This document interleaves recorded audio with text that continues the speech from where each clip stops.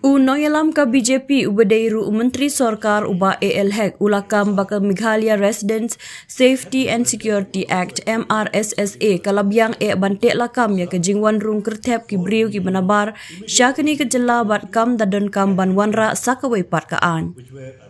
Ka subjek kalong hikum jo ngikwa tang bantek lakam ya ke jingwan rung kertep ki briu ki banabar syapok ke jela jongi. Ladangi ladon ya kenikaan MRSSA kabaklan baling indang kwa sakawai pat kaan ong ubah hek habakren syakilat patai kubor haka arpu kendai terik naitung.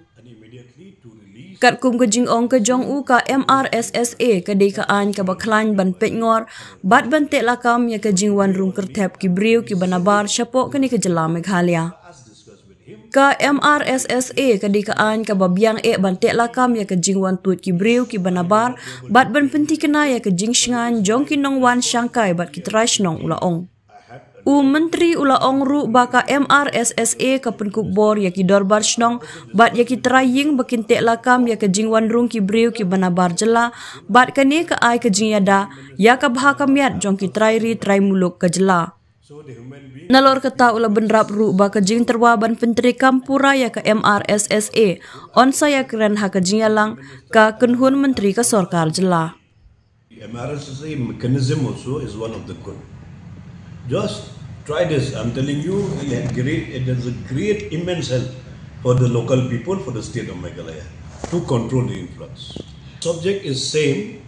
We want only to control the influx. If we have this mechanism, why we want another mechanism?